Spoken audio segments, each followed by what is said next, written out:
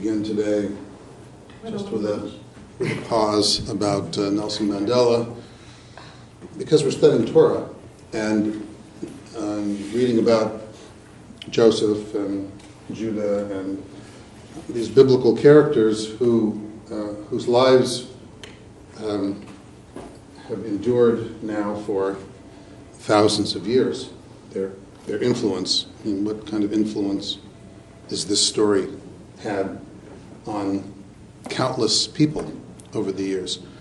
The whole drama, the whole Joseph drama, the whole Jacob story, the whole Judah and brothers and families and all the dynamics of what the story is about is so Nelson Mandela to me, because it's all about reconciliation.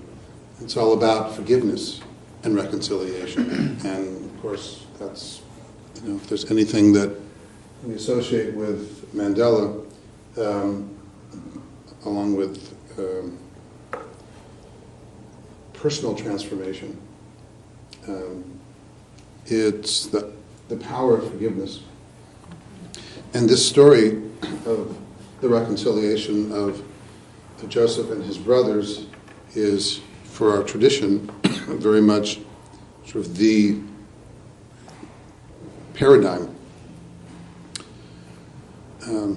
of what reconciliation is all about, and the power of the human being to interpret our own lives and the things that happen to us in a way that transcends what's expected.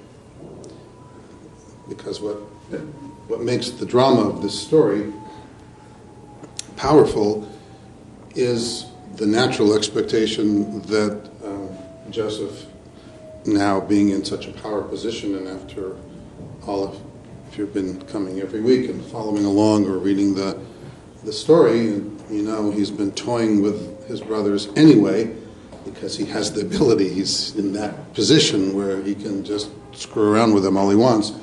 And you're sort of waiting for the axe to fall. It's fallen a little bit, and he tortures them a little bit, and he keeps one of them, and he puts them in jail, and he keeps them, and all this long, drawn-out drama where there's so many questions that come up about relationships, and once he saw them, you get that he was in a foreign country, and he was busy with his own life, and he was busy with his own drama and rising to power and all that, and then all of a sudden he sees his brothers, a couple chapters before this, obviously the first time, and you wonder why he didn't reach out to his father. He didn't do anything until this story, all of the what-ifs that are natural, that the commentators over the generations have asked about. He was there for 22 years up to this time. 22 years, and he had all this power, and he couldn't have, you didn't write, you didn't call. It's like to his Jewish parents, why you didn't even reach out. We thought you were dead. The worst tragedy of life. Jacob sitting for all these years thinking that his beloved son is dead, and his son could have fixed that, changed that, reconciled that once he had the power, which he clearly had, and yet there's not even a hint of him even thinking about dad, or thinking about home, or thinking about that he should reach out, until this chapter when he finally does what he does. So here's the story from thousands of years ago, which of course I mention often because it's something that I'm always so in awe of.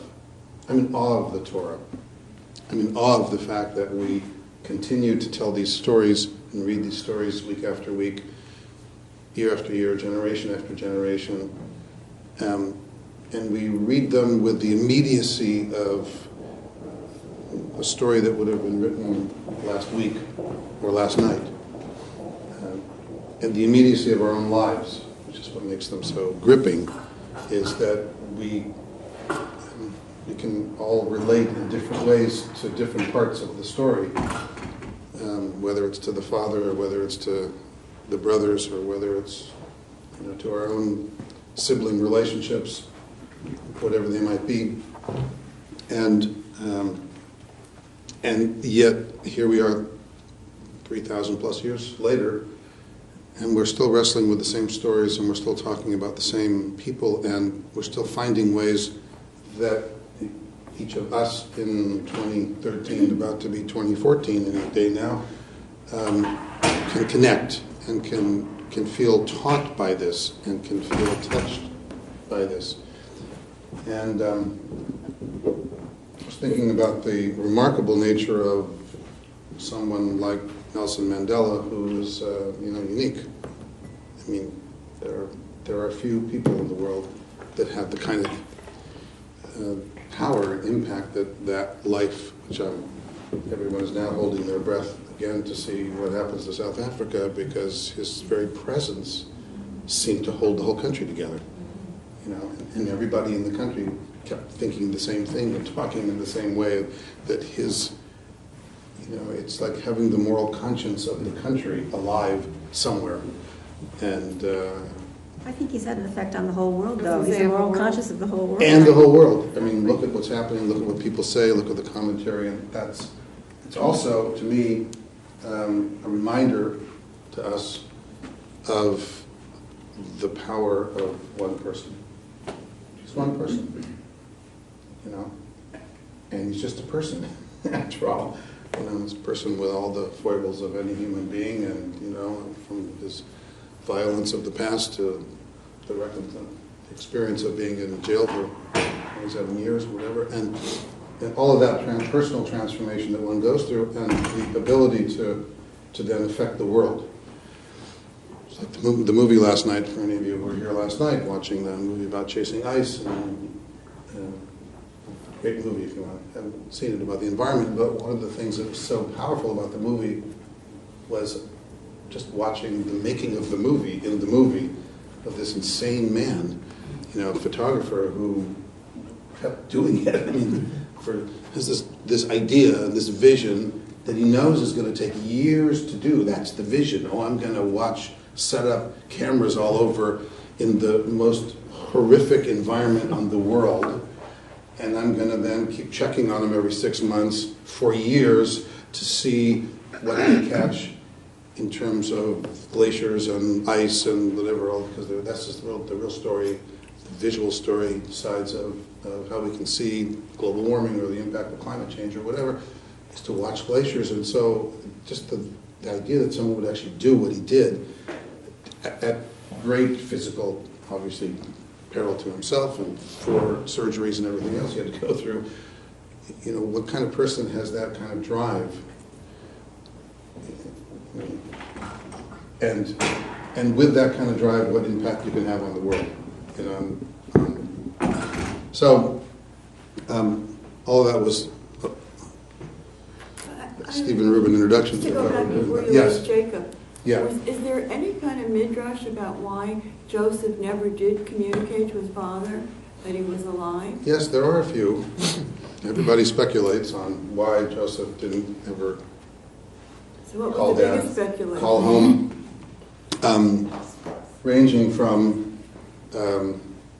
what might be the obvious to some of us, which is Joseph never reached out to his father because the trauma of his brothers and the home, his experience was such that he didn't want anything to do with it anymore. He was lucky, felt lucky to be alive and in a new life, and he's in a new country and a new life, period. I'm in a new country, I'm in a new life, and, out of sight, out of mind. My job is to stay alive through my own cleverness and my own wits and deal with what's in front of me. And reaching back to what was then a more primitive social environment where he grew up, it's kind of like, how many people, this is California, how many people are here because they left Duluth? For example. Or someplace like that.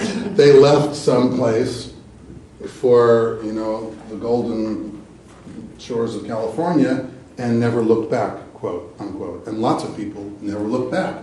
That's their But eventually childhood. he did make He contact was a with kid, his brothers. Why didn't you he know. let his father know then? What do they say about that? What do you think? Why do you think? I don't think he wanted to punish the father. He didn't make contact with them. No, they they made contact with him. Yeah, he never made contact with them until today. I mean, today's portion, all of a sudden he goes, is my father alive? The first time he asks. I mean, even though he knows, because they're telling him his father is alive, after all, that's what the whole drama is Judah saying, I can't go home without Benjamin because it'll kill our father. So clearly he knows that their father is alive, even though he says, ask the question. It's, what's the psychology of a person, what do you think, that would leave him acting in the way he's been acting? Well, maybe if he thought his father was grieving him all these years, that was a way of punishing the brothers, that they had to see that and make them miserable for what they did to him. Maybe, yeah. At first you tend to think that, well, he was the favored son. He was the one the father gave this coat of many colors Right. to. But that came at a price. And he Yes. may have realized that his division from his brothers was his father's over investment in him, and it could have been painful, and didn't want to have anything to do with it. Yeah, Bert. I think also when he hadn't seen his brothers, he could put the whole thing in a place in his head that kind of was his own construction of it and not real. But then when he saw them in the flesh, Yeah. he had kind of been in denial but when he saw them in the flesh and actually talked to them, he realized that he had to reconcile. Well, it was the way the story is designed. He saw them, he messed around with them, and he sent them away. Doesn't even say exactly how long they were gone. It says after a while, they ran out of food again. And then they had to come back. And he had, of course, set this condition: don't come back unless you bring your brother Benjamin with you. If you bring your youngest brother with you, then you can come back. But otherwise, don't come back. You're not going to see my face again. That's the whole drama. And so, Judah had to promise.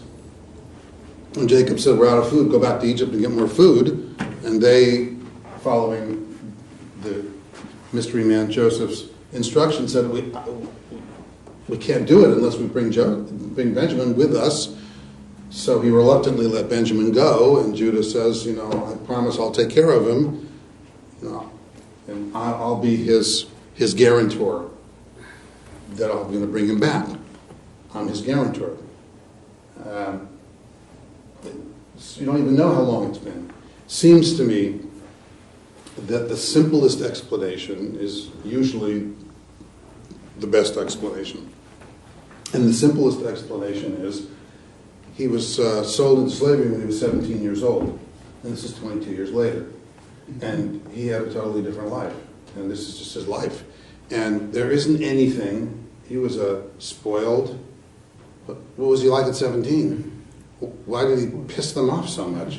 Why were they so jealous of him? Not, as it says, and every time we talk about it when we're reading that portion, we remind ourselves that it's not just because he had these dreams, which now of course come true in this week's Torah portion, that his brothers are all bowing down to him, and his father's bowing down to him, and everyone's bowing down to him, and and the Torah says they hated him for his dreams and for his words. It wasn't just that he had the dreams, it was how he told the dreams to them, which is what endeared him so much to their hearts. It's not that you should have, there's nothing wrong with having dreams. Everybody should have dreams. Having dreams of grandeur and greatness when you're a teenager, I hope. I hope you're having dreams when you're a teenager of all the great things you're going to do when you grow up. I'm going to be the Nelson Mandela, but then I have to go in jail for 20 years. So maybe, because it's those kinds of experiences that result in those kinds of people. It's the pains of growth. How do you grow to be a remarkable person when you look at all those remarkable people's lives? It's never that they had a great, easy life. Almost never. It's usually that, that kind of character is forged out of suffering and challenges, and that's why all the great mythologies of virtually every culture include, these vision quests, and include people having to go out and slay the dragons and all that. It's not an easy thing to go out and have the courage to go fight the dragon in the first place. It's as terrifying. It's always a scary, terrifying thing to go out there into the world. It's scary to grow up. I remember, maybe I've shared this before at some point, I think I was 8. I was in a restaurant with my parents having dinner. I have this memory, I don't know, but I have this very clear memory of sitting in the restaurant, turning to my father and saying, how am I going to know how to do this when I grow up? It was scary. How am I going to know how to order food? Do what? Order, pay, whatever. I just remember thinking, what do you have to know to be able to be an adult? Do you remember his response? He said, don't worry, you'll know when you get there. By the time you get there, you'll know. And how many people, look, I was with someone who's dying yesterday, and his wife it's actually a beautiful story, but they've known each other since she was 12 years old. And she's now 85, I guess, 86? No more. She's 92. What am I saying? Because they've known each other 80 years. So, and she was 12. So they've known, this couple have known each other their whole lives, and literally their whole lives. It's not normal that you have this today anyway, for sure. Maybe in the olden days, in the old world, they grew up together. And she's saying what so many women, frankly, say. It's situations like that, which is, how am I going to know how to fill in the blank? Pay the bills, do whatever, because he always did that. Because he always took care of everything. Because he always, and there's lots of, relationships, maybe even here, where somebody does everything, and so the other person goes, how am I going to know how to do it? Because you rise to the occasion and you figure it out when you have to figure it out. But life is about facing those challenges, and it's the willingness and the ability to face the challenges of life, whatever they may be. They're not all so dramatic that you have to go out and slay a dragon. They may be as ordinary as how am I going to pay a bill, which to some is nothing and to others is the scariest thing in the world. How am I going to pay that? How do I even know where to go to know what to do? The idea of feeling incompetent or competent to handle your own life. And that's why these stories still have power, because this is the human drama of growing up, going through changes, conquering life itself, and everybody has their own challenges. It doesn't matter who you are, what your race is, what your religion is, what your economic status is. Really, they're all different challenges. It's all relative. So whatever your challenges are your challenges. You could be born with silver spoon in your mouth, whatever that means, and still have the same emotional challenges, because what's scary is scary. That's all. And everybody needs to learn their own competence and feel their own ability to maneuver in life and to be successful in life. Yeah. I had an Uncle Morris who lived with us. He and my mother were orphaned, and they were a pair, very close. But my father wasn't too happy to have an extra person to take care of, because there were 2 babies in the house. So he was on his case to get a job, to grow up, to go out in the world. To go and leave. Yeah. So one day he packed a suitcase and he left. And we got one postcard from St. Louis. And it said, "This is a big country." Wow.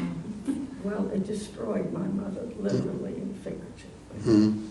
Because that was her one link to sanity. Yeah.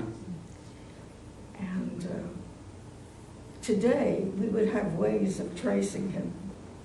But in those days, Gone. Yeah. And I really missed him, because he was the one who taught me how to tie my shoelaces. He read the comics to me. He was a parent to me, really. So I missed him also. So you never know the demons that we face, individuals, and the challenges that we overcome. But that is the human condition and the human situation, which is what it means to grow up, what it means to mature, is at every stage of our lives, because until they're over, it's not over, until it's over. And every stage of our lives, there's more growth, until we end. And there's more opportunity for growth. And every opportunity for growth is an opportunity to go outside of our comfort zone slightly to face some other challenge, whatever it might be. I'm going to learn a language. I'm going to learn how to take a bus and find my way around Los Angeles. Wouldn't that be a challenge? For most people here who just get in the car and drive somewhere, whatever. The challenge is large and small. All are opportunities for finding our own center and our own strength and our own inner who we are. And that's part of the story. It's part of this whole drama. This is the longest story, the whole Joseph story is the longest little novella in the Torah. It's the longest, most detailed drama of family dynamics, and this, which I'm now going to read, this plea of Judah's is also the longest speech in the Torah. This is the longest speech in the Torah. Judah's long plea for letting Benjamin go. And we know that the backstory of why is Judah the primary actor in this story, by the way. And once again, for those of you who hang out with me when I talk about Torah, to remind you that one of the ways you need to look at the lenses through which you need to look at Torah is to remember that somebody wrote this. Like every other story, somebody wrote it, and just like every other story, they wrote it for a reason. They wrote it this way for a reason. They had these actors in it for a reason, and they had the storyline this way for a reason. And so you ask, well, why this way? All the brothers, there's 12 of them, there's 11 other brothers. Why Judah? Why did he become the main actor, number one? And why is Judah so different, allegedly, now than he was when they decided to do away with Joseph? It was Reuben who seemed to be the leader. Yes. And so it was Reuben who didn't want to kill him in the first place. They were going to kill him. Reuben said, let's just throw him in a pit, thinking he was going to come back later and rescue him from the pit. So it would suggest that Reuben would be talking here, but I don't know why. I can't answer your question. Okay. I'll just quote Judah at the time. So when they threw him in the pit, Judah is the one who said to his brothers, "How will it profit us if we kill our brother and cover up his blood? Let us rather sell him to the Ishmaelites. Then our hand will not be on him. After all, he is our brother, our own flesh." His brothers heeded him, and they pulled him out of the pit and they sold him. It was Judah who came up with the idea of selling him into slavery, and who actually was the leader of selling him into slavery. That's the one piece we know about Judah. Well, so we know he's a leader. They listen to him. We know he's a leader. Now And he's groveling. what are we called today? Jews. Why are we called Jews today? From Judah. From Judah. We are Judahites. Judah, the tribe of Judah, becomes the dominant tribe from which we as a people end up later, much later than this, taking our name in the first place. So whoever wrote this, from whatever historical vantage point they edited and wrote the Torah, and these stories is reading back into the Torah the dominance of Judah as a person who ends up being the tribe from whom we draw our very identity. So we want Judah to be redeemed because that's us. Because Judah is us. So when we're reading this at a later time, a few thousand years ago, we're reading this as Judahites going, at least we got redeemed. We redeemed our own ancestor, our own sort of primary ancestor comes around and becomes a good guy, and not just a guy who sold his brother into slavery. Well, why not have changed the earlier story, too, to make that Reuben or somebody? Yeah, well, because then why not? Could have been. Good question. As a writer, yes, so why that? Well, first of all, it takes all the drama away from Judah if you don't start out with him being one way and end up with him being somewhere else. All these people are all about change and transformation. It's, Jacob starting out as this nasty little kid who follows his mother and steals his brother's blessings and whatever, and then goes out on his own little, vision quest out into the, experiences God out in the wilderness, lying down on a rock. God was in this place and I didn't know it. And he has this whole drama and he's wrestling with angels and he's, he's got to start somewhere to get somewhere. Because it has to be a way of teaching us that we too can get somewhere. When we're not so happy with our own behavior, you're not defined by your worst act in life. That's part of what Jewish life, I think, and spiritual life is all about. That's what the high holidays are all about. For me, it's reminding us every year that we don't have to be trapped by our worst behavior and our worst choices, because we all make bad choices different times in our lives. And so often we, even if other people forgive us and let us go and go, well, you're a kid, we carry that around with ourselves as our own judgment all the time of what we did, because we know more than anybody else what we were thinking and what we weren't, and whatever. Our own little nastiness of one kind or another at something we did or something we thought. We have our own thoughts with us too. Everybody else only has what we say and what we do. Everybody judges us not by what we think. They don't know what we're thinking unless we tell them. So all I know about everybody in the room is A, how you look, which doesn't tell me anything meaningful about you, and what you say and what you do. That's how I know who you are. That's how everybody judges us, by what we say and what we do. That's who we are to those people. But for us, we are every thought we have all the time. All that running commentary in our minds is us, to us.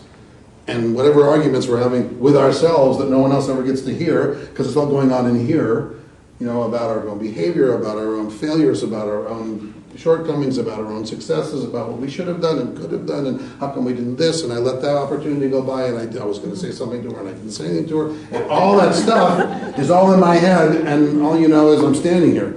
You have no idea all this stuff is going on in my head. I'm carrying it around with me all the time. And part of what our holidays and our festivals and our sacrifice moments, which is part of what the high holidays and Yom Kippur certainly is all about, it's a day of sacrifice. It's a day of afflicting ourselves, and part of that to cleanse ourselves in a healthy way. The theory is to do it as a community in a healthy way, not in a harmful way.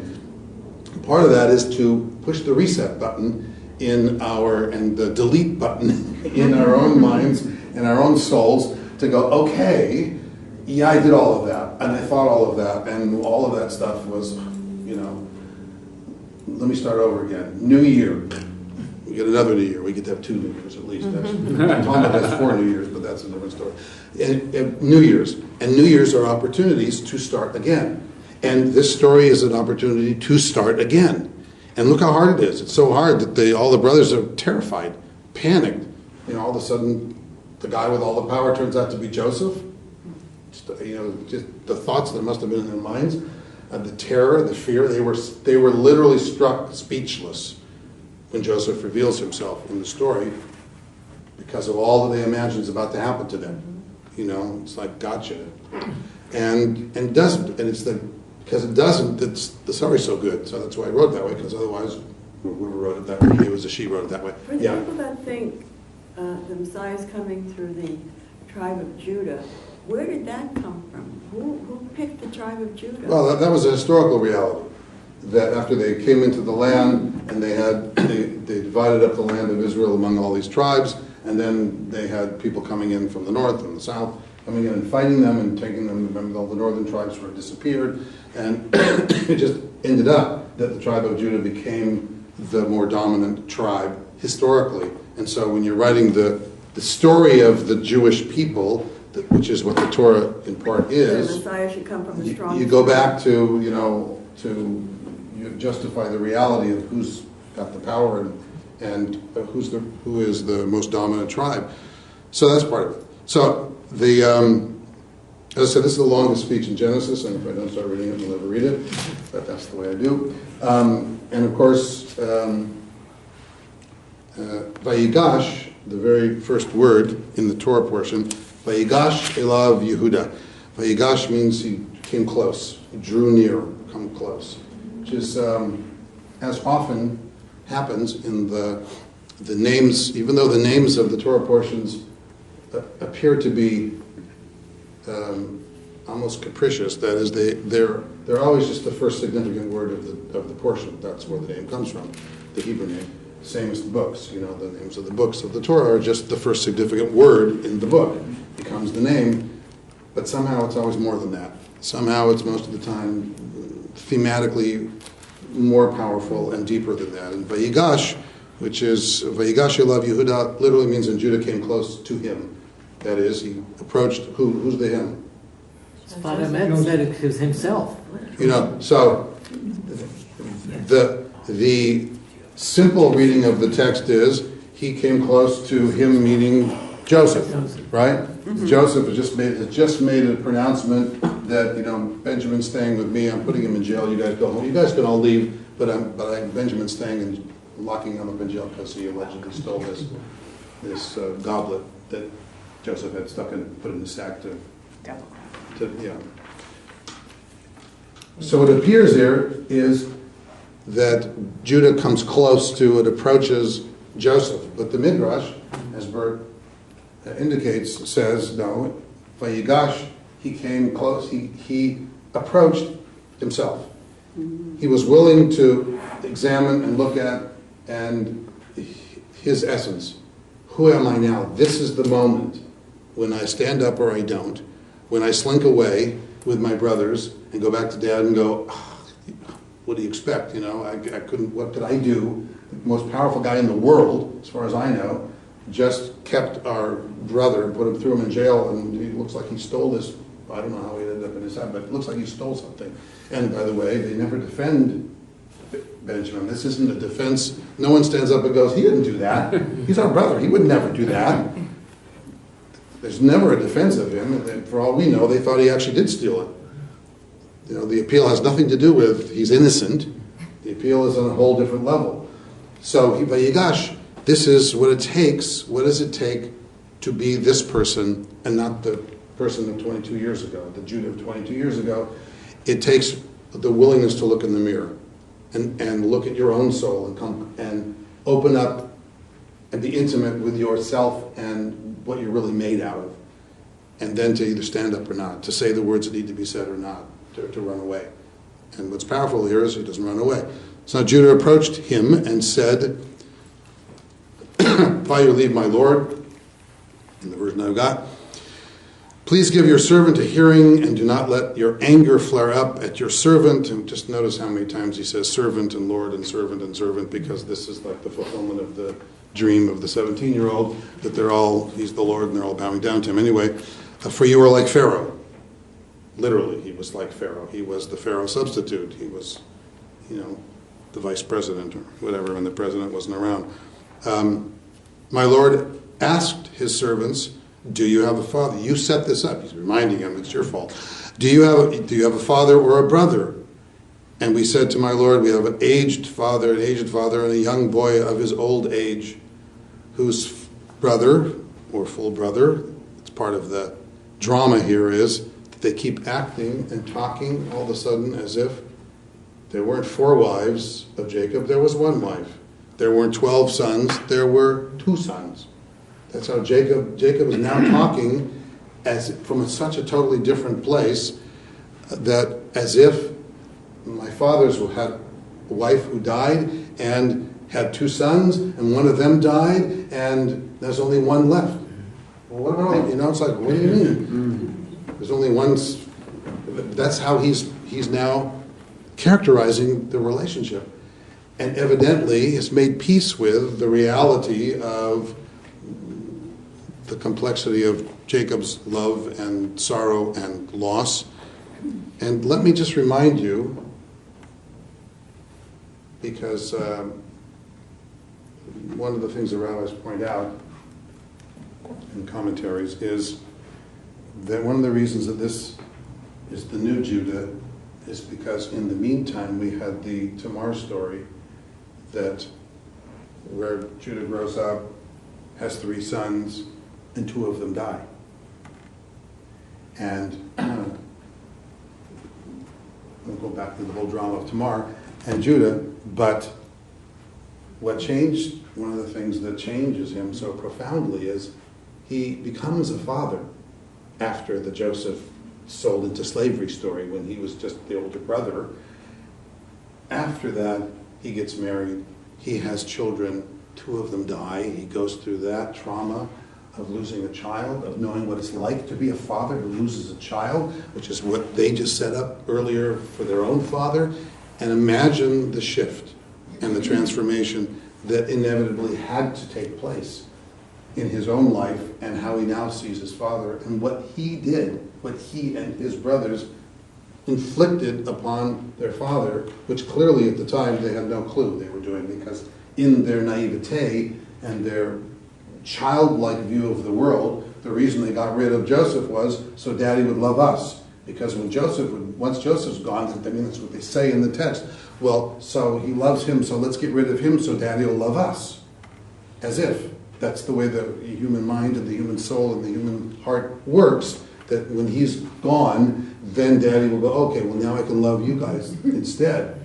Instead of exactly the opposite, the alleged perceived death of his child sent him into lifelong grief and withdrawal, so that he shut down altogether from everybody. And Judah now has had his own personal experiences of that trauma, of what the real grief is all about, and the grief of losing a child, and now knows what would happen to his father if yet, just like what happened to him, his second favorite son now disappears.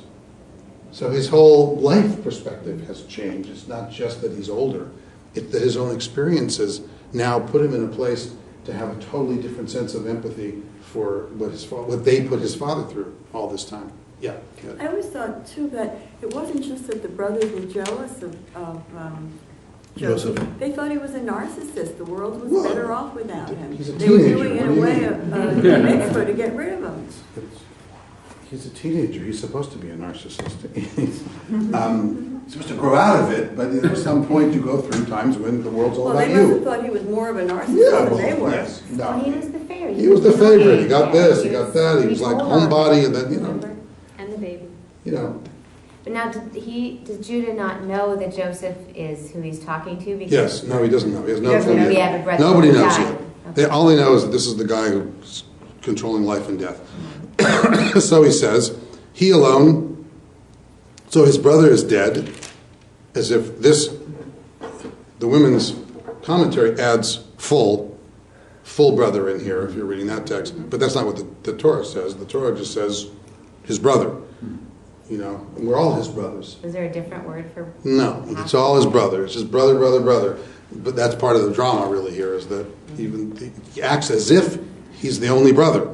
His brother's dead. What brother? I mean, they all the same father. They're all brothers. Half what? I mean, some families emphasize step and half and this, and other families, you're all the same, even if you're adopted, and if you're not, if you have the same biological parents, not the same biological parents. It's an attitude that changes from family to family. And here, part of this whole drama, Jacob had 4 wives and 13 kids, 12 sons and a daughter, and they were all siblings. And yet the way they talk about each other is not like they're all equal siblings in that sense. So, and you said to your servants, bring him down here to me and let me lay my eyes on him. But we said to my lord, the lad cannot leave his father. If he leaves his father, he will die. And you then said to your servant, if your youngest brother doesn't come down with you, you'll never see my face again. So when we went up to your servant, my father, we related to him my Lord's words. And when our father said, go back and buy us a bit of food, we said, we can't go down. Only if our youngest brother is with us will we go down, for we won't be allowed to see the man's face unless our youngest brother is with us. And your servant, my father, then said to me, how many times is it? Everyone's a servant. Everyone is the servant, the servant, the servant, the servant, the servant, as his way of trying to butter up Joseph. He says, you know that of the 2 my wife bore me, one is gone from my side. My wife, as if it's obvious, right? As if there was only one wife, when you really had 4 of them. And I said, surely he's been ripped to shreds. I haven't seen him to this day. They don't know what happened to him, really. All they know is they sold him into slavery. But even then, they weren't willing to say, that's the other part of this drama, is all this time, they didn't know whether he was alive or dead. They certainly didn't know that he was ripped to shreds. They knew they pretended that happened. They brought his coat back with blood on it and let their father draw his own conclusions. They never, in the Torah, they never said, we saw him dead, we saw an animal kill him. They just, look what we found, Dad. It's basically, look what we found, Dad. And the dad said, oh my God, he's been torn to shreds by an animal. And they just let him draw his own conclusion. And in all these 22 years, in all these years, even after they grew, and even after they saw what it did to their father through their own shame and their own guilt, they never went to their dad and said, you know what, Dad, he may be alive. We don't really know what happened to him. Let me just tell you what really happened. They never said, let me tell you what really, in fact, in the whole Torah, they never tell them what really happened. Maybe they did, but it's not in the text. So, surely he's been ripped to shreds. I haven't seen him to this day. If you take this one too from me, and some calamity falls him, you will lower my gray head in woe to Sheol. This is one of the few references in the Torah, there's a couple of them, one after the other, that of Sheol. Sheolah in Hebrew, actually. What's Sheol? Hell? Yes. It's our version of The underworld. afterlife. It's clearly some afterlife. It's clearly the sense of Sheol has always been it's a place you go after you die, but it's never clearly described or explained in the Torah. It's one of those things. The Torah is very terse about afterlife. There is a sense of afterlife. When Abraham dies, it says he's gathered to his kin at a ripe old age, and Savez, and he's fulfilled in life. The opposite of poor Jacob, who is about to describe his life to Pharaoh as few and hard have been the years of my life. He's over 100 already, but few and hard have been the years of my life, because that's how he saw his life. His own, how we hold, that's part of the drama of what the Torah teaches, is the power of attitude, the power of how you see and interpret your own experiences, for good or for bad. And Joseph had all these not so good experiences in life, but his vision of himself and how he experienced these things was always somehow positive. He always had this, can do, I'm going to make this work attitude. He was thrown in a pit, sold into slavery, ends up in Potiphar's wife, he gets thrown in jail, he gets accused of rape that he didn't do, he gets in jail, for, it doesn't even say how long, but it was a long time. People came down, people were freed from jail, it was all there. Joseph, he's in and out, and somehow his attitude is always, and everybody liked him everywhere he went, right?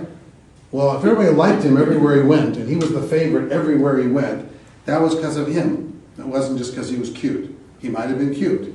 He might have been good looking, but that only gets you in the door, If you're a jerk, people don't like you no matter how good looking you are. So the fact is that he clearly managed, through his own attitude and his own actions and his own behavior and the person that he brought to every one of those dramas and unfortunate experiences of life, doesn't matter. He transcended them because of who he was, because of his own faith in himself, his own vision carrying over these dreams perhaps from his childhood. His own faith is going to work out. Somehow it's going to be fine. I'm going to make this work. Whatever. And that's part of the lesson of the power of the Joseph story. Yeah. Sheol, which you Sheol, asked yeah, about back to before. Sheol. Even though people say go down to Sheol, Yes. it's always down. Yeah. It really, hell is a very, I think, not a good translation. No. Because it's not the Christian idea of a place of punishment, Right. eternal punishment. No, it's not about, It's not the Christian it never idea. comes up as a place of punishment. It's just the place you go. There's a place you go, and you either go in peace or you may go in trauma. It's not fabulous. Because you're going to go no matter what. Well, there's the thing. Look, everybody dies.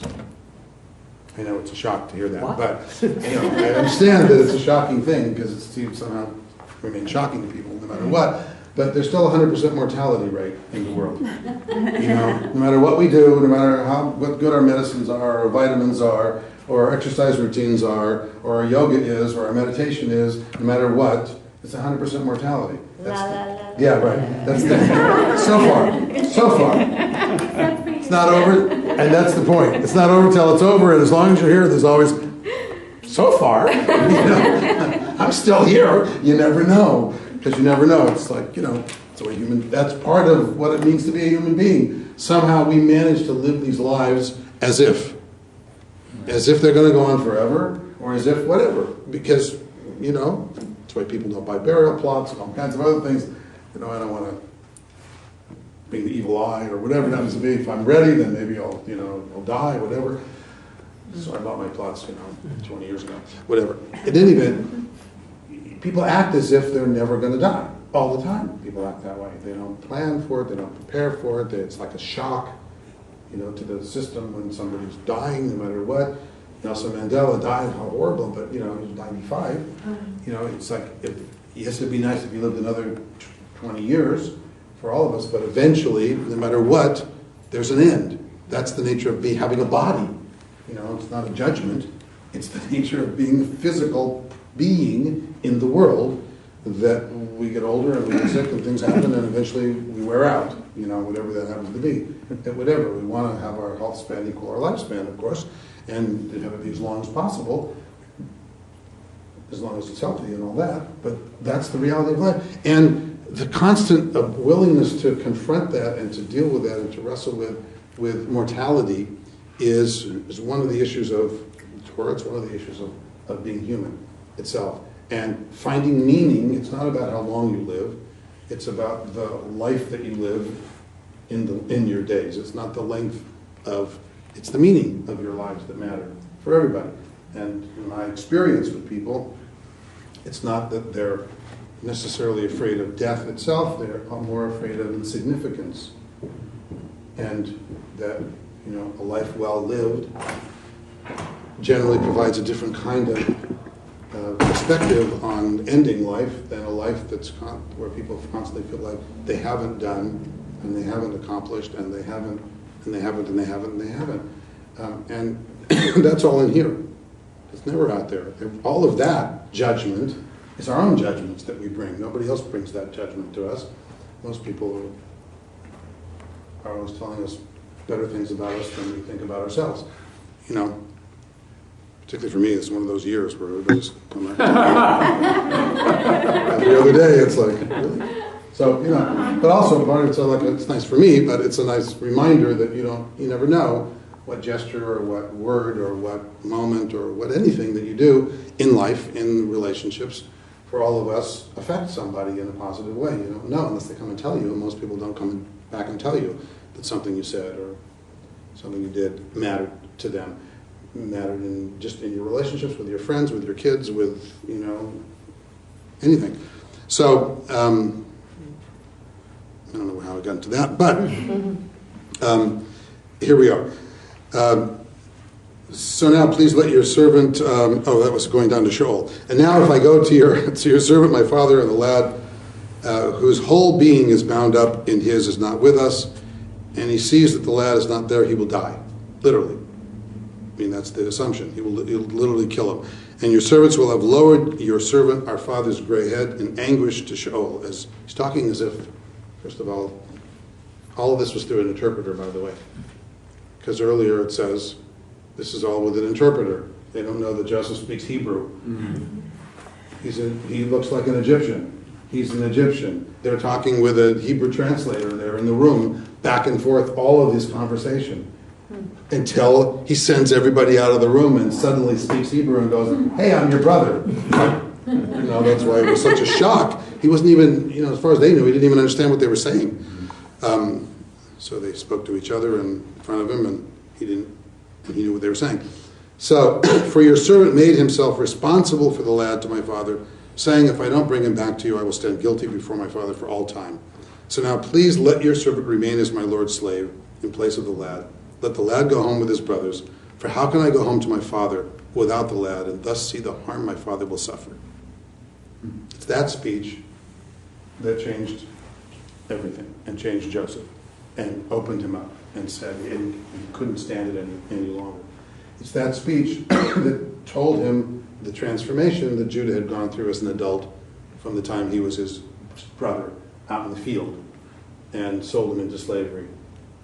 He doesn't know anything about the story of Judah. He doesn't know what he's been through. He doesn't know that he's had kids die. He doesn't know any of this. All he knows is what he now sees and hears. That's what I said before. So how does he judge him? The only way he could judge him was by what he did and how he acted. And what he did now was exactly the opposite of what happened with Joseph. Instead of, abandoning and selling off his brother and Joseph's favorite brother, he offers himself as a sacrifice, literally, in his place, and says, let me imprison me instead, and send him back. And it's that sacrifice, power of sacrifice, that willingness to place himself in place of Benjamin that shifts the whole rest of the story and is the cause of their, apparent anyway, cause of their redemption. Because there was no food and they were starving to death. This is their redemption. This is either the difference between literally life and death anyway, have food or not have food. There was a famine. There was no food in anywhere but Egypt because of Joseph. That's the only place you could get food in the whole Middle East. That's how the story is told. That's the whole point of it. So Joseph then saying, can no longer restrain himself before all these things, so he sent everyone away for two reasons. One is theoretically that he didn't want to show his emotion in front of, because he's the boss, in front of all of his underlings. And number two, because now he was going to have a one-on-one with his brothers in Hebrew. And he didn't want that, so sent everyone away so that no one was there. When Joseph made himself known to his brothers, he gave voice to a loud wail. Imagine all of a sudden, all of this emotion that's been built up for all this time. And the Egyptians heard, Pharaoh's palace heard that there was something going on. Joseph then said to his brothers, Ani Yosef, I am Joseph. Is my father alive? And his brothers were struck speechless, unable to answer him. You may remember one of the things that makes this phrase of Joseph, I am Ani Yosef, basically I am your brother Joseph, so memorable was the 1960 experience with Pope John the 23rd. Pope John the 23rd was one of the first to sort of break the Catholic-Jewish divide as a pope and reach out to the Jewish community and begin the process of sort of reconciliation, and eventually ended up in the pronouncements by the Catholic Church that Jews were not guilty for killing Jesus and all the things that went on. Pope John the 23rd had 130 Jewish leaders gathered in the Vatican to meet, and when they got there, he said, Ani Yosef, I am Joseph, your brother, because his baptismal name was Joseph. Wow. It was Yosef, so he used that to all of them, which was obviously very powerful for him to say that, Ani Yosef, I am Joseph, your brother, like Joseph here, the reconciliation. So, it's the power of writing and Torah and text that thousands of years later, this very encounter that was so dramatic becomes, again, a sort of paradigmatic moment that can be used in the modern world as well. So, but the power of this, which we're not going to get to because I'm just running out, but the power of this story, to me, really the punchline of the story is not that Joseph reveals himself, but it's, again, how he holds his experience. They, of course, are terrified, appropriately, and they recoil, it says, and they don't know what to do. And then Joseph says to his brothers, come here. So they don't have any choice, so they do. And he says, I am Joseph, your brother, right? This is it. Ani Yosef. I am Joseph. Ani Yosef. Achichem. I am Joseph, your brother, whom you sold to Egypt. But don't let that upset you. Don't let that bother you. Don't be chagrined because you sold me here, for it was to save lives that God sent me ahead of you. There have already been 2 years of famine. There's going to be another 5. So God sent me ahead of you to assure your survival in the land and to keep you alive for a great deliverance. It's not you who sent me here, but God, who made me a father to Pharaoh, Lord of all his household, ruler of the whole land of Egypt. So now go back to my dad and bring him here, and let's all reconcile and live happily ever after, essentially. That's what's so dramatic is, as I said, Joseph's attitude was an attitude that's possible for everyone. Forgiveness. Which is that he was able to forgive because he saw what happened to him not as something bad in the first place. You know, it's when you look back at your life with 20/20 hindsight and you go, yeah, it seemed like a curse at the time, but it really turned out to be a blessing. That thing that I ended up having to be kicked out of that job, or this thing, or that relationship that didn't work, you know, that I was so devastated at the time, and now here I am. 20 years later, 2 years later, 10 years later, 50 years later, whatever, and I look at my life and I'm happy with my life. And if I'm happy with my life now, then I must have been good that all that stuff happened that led me here, because here I am. You know, when you get to that point. And that's how Joseph saw every stage of his life. Thrown in the pit, sold into this, thrown into jail, accused of that, blah, blah, blah, blah. And all of a sudden, here I am. You know, God sent me. This must have been, you know, the divine plan. This was God's plan. God's plan was, how could I get her? The only way I could get her is you sold me in slavery. You sold me to the Ishmaelites. Otherwise, I'd have been back there and we'd all have starved to death. If you'd have just loved me and been taken me in and everything would have been fine as brothers, we'd be back there starving to death. Instead of here I am in a position to rescue us and deliver us. Because this is how God works. Yeah. Last night I heard something that was analogizing Mandela to Joseph in terms of when he came out of jail, he was not angry, he was forgiving, and that some of his jailers became his bodyguards later. Not only that, but I learned today that he was offered freedom after 14 years, but it was freedom with conditions. I didn't hear what those conditions were, but because of the conditions, he said no. So I was thinking, what if he had said yes? You know, had he not stayed the additional 10, 20 years, would he have 13 had the reconciliation? Would he have become president? Would they have written the Constitution that way? Right. Yeah. There's some of the couple of quotes of his tonight that I'm sharing that are about his attitude about incarceration and about following your principles and about living your life in a way that expresses what's worth suffering for and what's worth going to jail for or whatever the consequences end up being. That's why I was thinking about the movie last night. The guy was willing to do whatever because his goal was to do something grand and powerful. I think the attitude he carried with him in every situation was that it was his responsibility to do the good he could do with where he was, to interpret the dreams in such a way that brought other people forward, to whatever it was. He was going to make the situation one in which he did good. Yeah. And it's also, this is about faith. See, this is also what faith means. Faith this is an expression of I think what today people would call faith.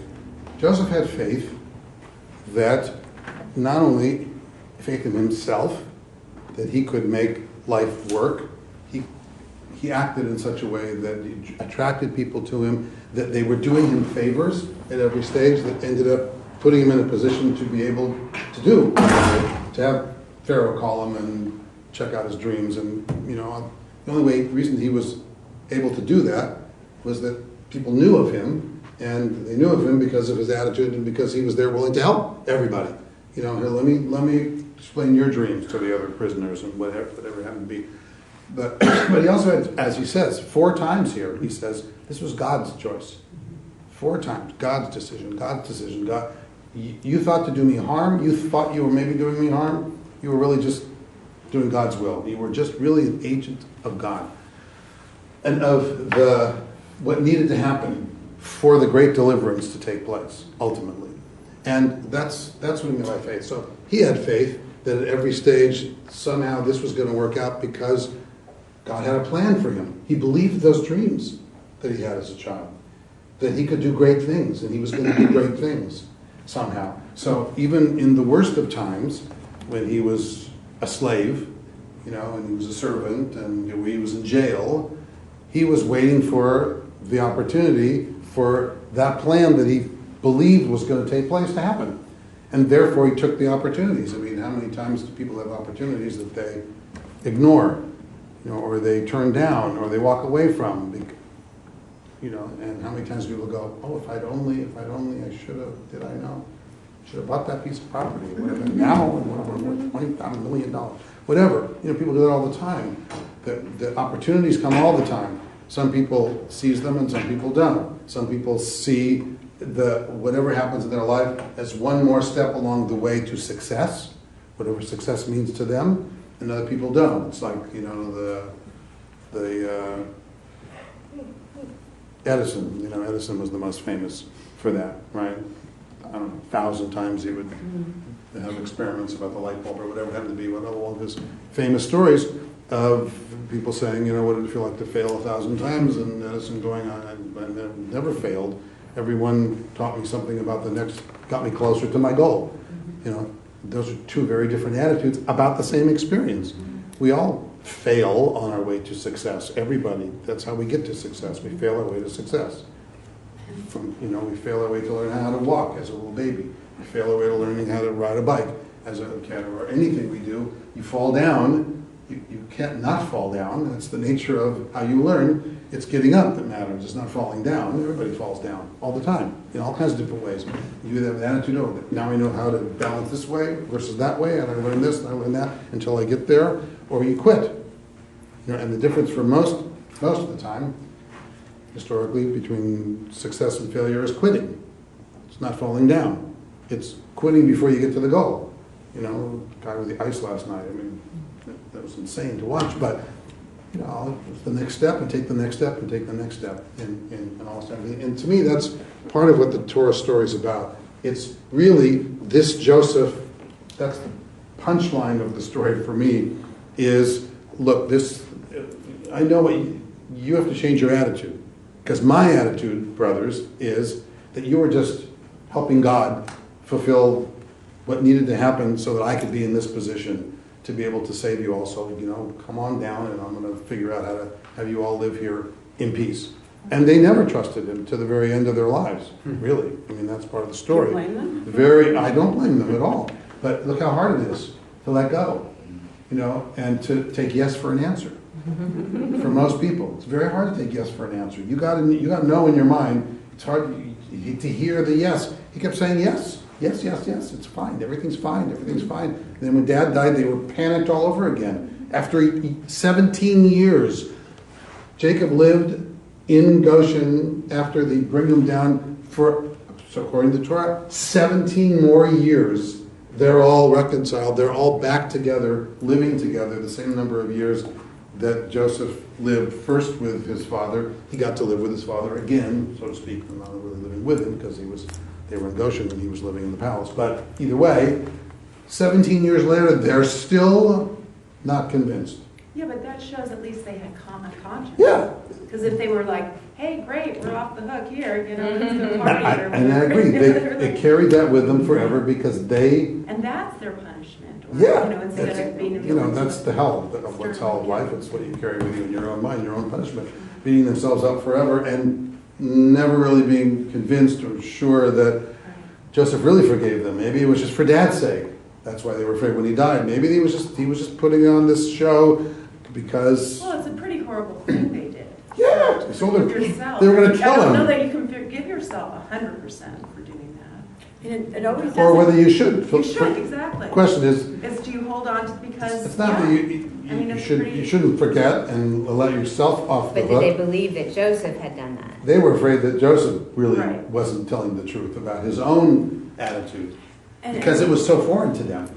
It doesn't always work out that way, because in The Godfather 1, his brother was killed after the father died. Yeah, no, it doesn't. Message. Listen, that's exactly right. So, they were totally justified in carrying that sense of guilt with them for their whole lives, even though they had the opportunity to think exactly the opposite, just like Joseph would say, look, wait, look how smart we were. We sold Joseph into slavery, and he ended up in a place where he could rescue us. In any event, I've run over, and Shabbat Shalom. Shabbat shalom. And have a lovely day. And a